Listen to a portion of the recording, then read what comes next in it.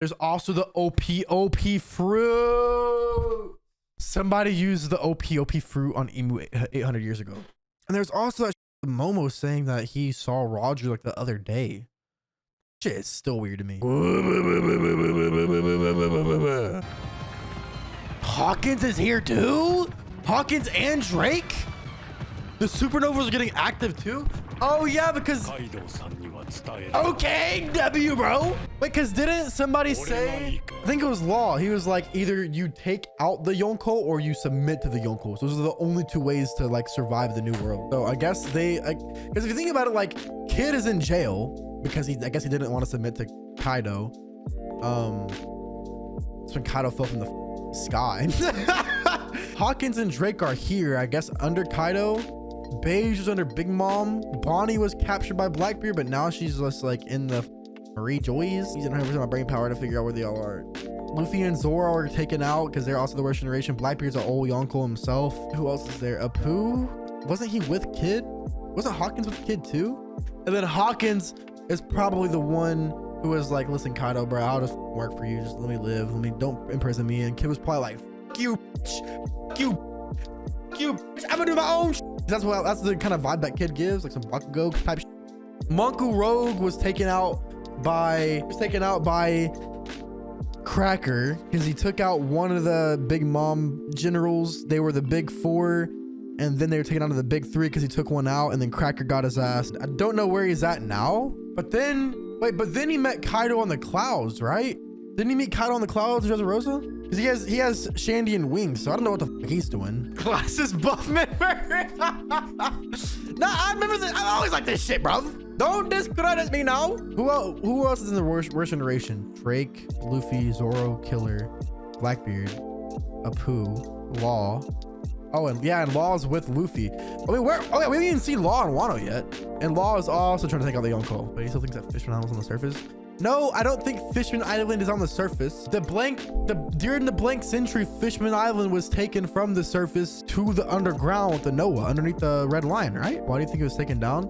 I thought that's what they said with Joy Boy and the Noah. I thought the whole point of the Noah was that they like moved all the fishermen people on the Noah and moved them to underneath the red line with Joy Boy to move the island underneath. And that's when I theorized that they did that to protect the fishermen people, because the blank century bad guys, which I guess is Emu or the world government, were going to take out the fishermen, and now they're underneath the red line. Noah's purpose is unknown.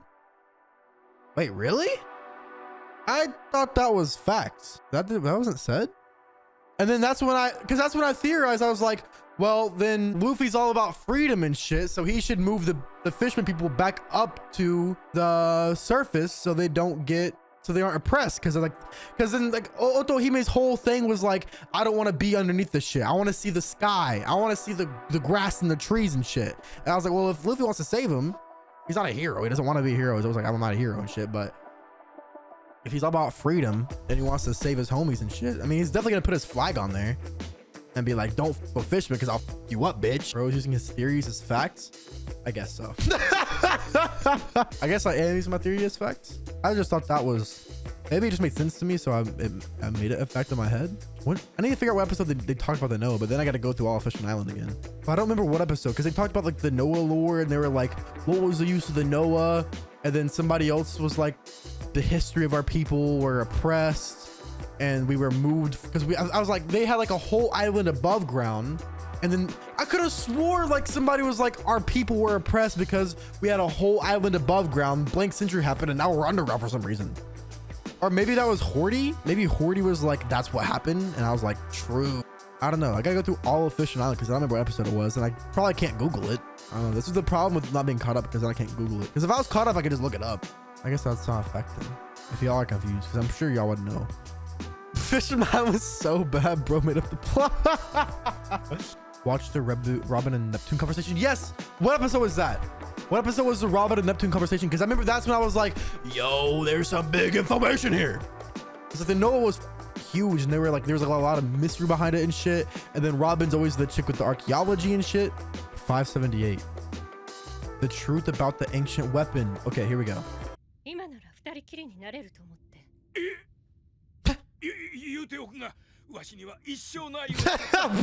Bro, how would you, bro? Maybe he has like a like slide out. I'm saying, on my mama, because in my mind he's a good guy. So, Fishman Island trip was the best, to be honest. Who's he apologizing to? I don't remember this. From above ground, the 100-year void. Yeah, okay. The message was written to a mermaid princess. So basically, like Shirahoshi, the letter of apology for not keeping his promise to the island. So I will come and fulfill it on behalf of Joy Boy. Wait, so... Oh, so Noah takes him from the bottom to the top.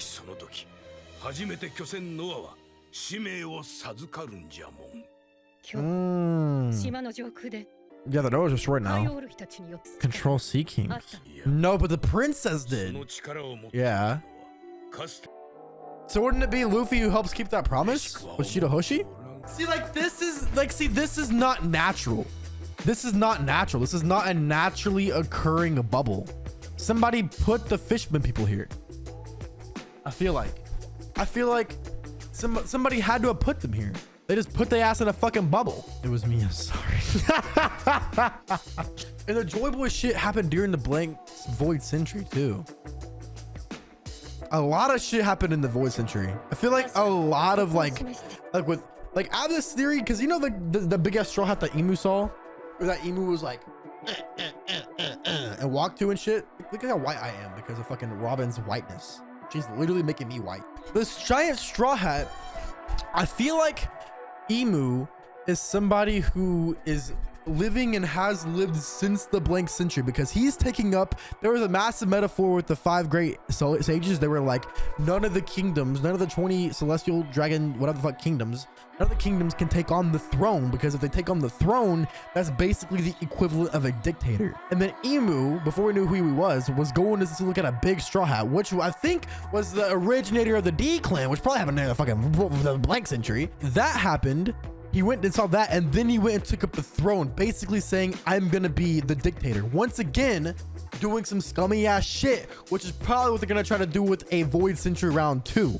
Like, I feel like there's gonna be a lot of similarities and a lot of parallels from the blank century to now. Like, I feel like they're gonna try to redo everything that they tried to do and hide everything, because the only person left who can read Poneglyphs is fucking Robin. The only person, but then also Shanks was there, so I don't know what Shanks had to do with it, but I feel like he was trying to low-key get them to target Blackbeard, because he said that pirate, which is either Blackbeard or Luffy. If it's Luffy, then he's the fucking ops, and if it's Blackbeard, then it's like he's doing shit that Blackbeard is doing. But Blackbeard also has a D, so Blackbeard should be working with Luffy then.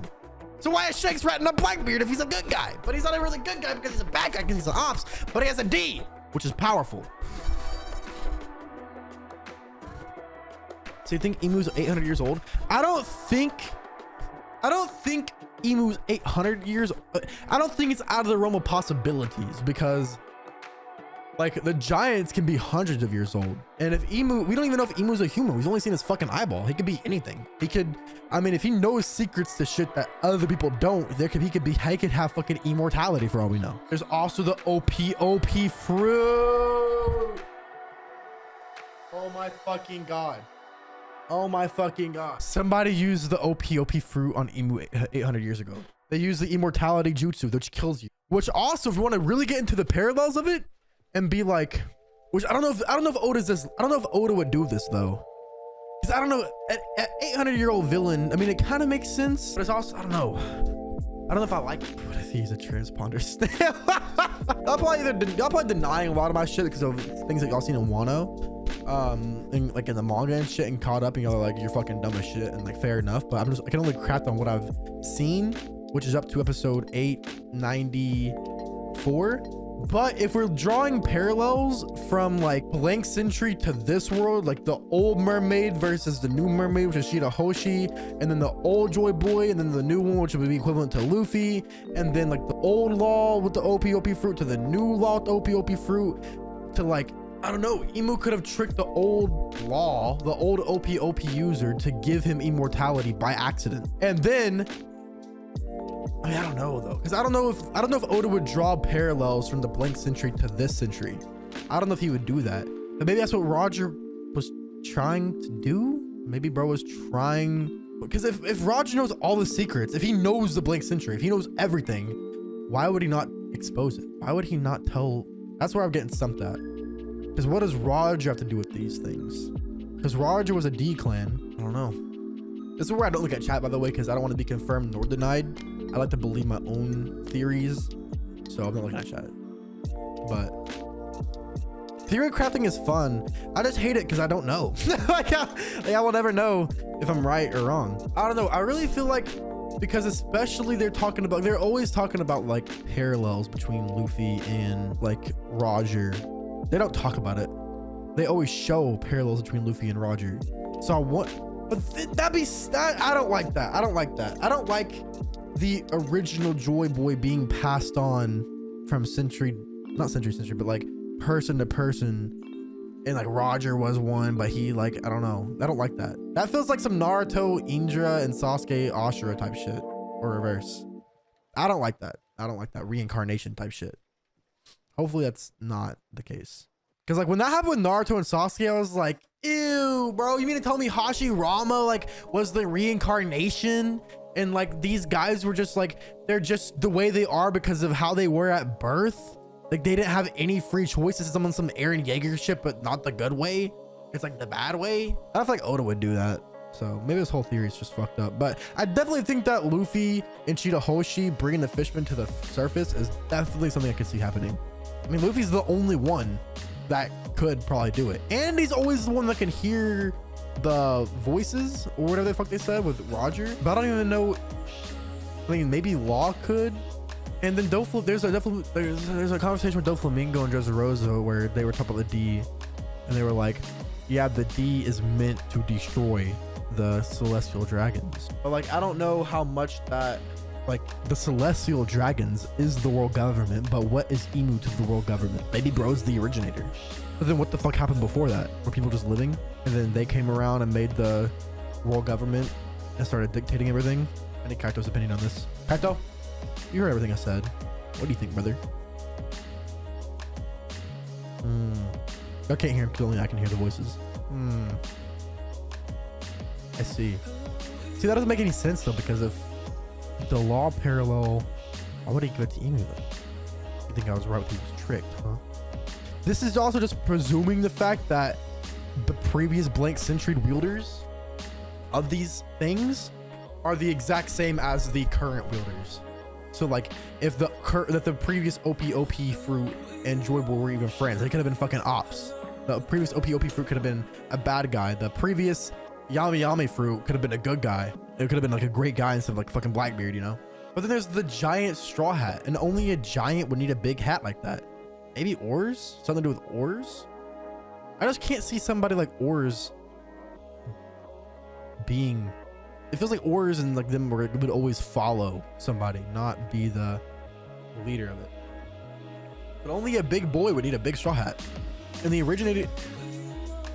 origin straw hat is what is really throwing me off, because that's like it was like cryo frozen. It's like a memorial for, or it's like a memorabilia of a different time for Emu. It felt like bro was just like, yeah, look at this. This straw hat was worn by the first straw hat wielder, and he fucking died. And I have been winning for 800 years in the fucking shadows. The vibes it got. But then wait, that doesn't make any sense though, because if the fishmen were always below, the red line, if Joy Boy wanted to make the fishmen a island above the red line and no longer below it, then who the fuck put him down there? It wasn't during the blank century then. Because maybe at the beginning of the blank century and Joy Boy's at the end of the blank century. I mean, so much fucking happened that way, I don't fucking know. A century is a long ass time. There's also the Tequila Bridge, the Wolf Bridge. The Tequila Wolf Bridge that's been being built for like 900 years, like before the blank century or some shit, or during the blank century, whatever the fuck that's being used for. Just like anything with like 800 years ago is like sussy to me. Anything with the Blink Century. But there's like also Alabasta and Pluton. I don't think they ever read the Alabasta poneglyph.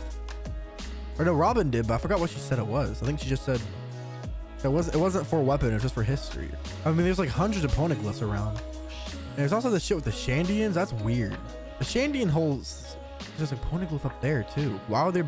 Oh, it was up there because of it was shot from the ground. But like all of Skype was so ancient too. I don't know. I'm just trying to think of like all the Blink Century 800 years ago shit. Because there was a lot over these 1,000 episodes, and I'm trying not to forget, but I feel like I'm definitely forgetting some. I don't want to look at chat either because I feel like y'all are probably spoiling. Somebody is. I mean, Frankie even knows how to make the Pluton. He like studied it. The Pluton's just a big ass boat. Boat.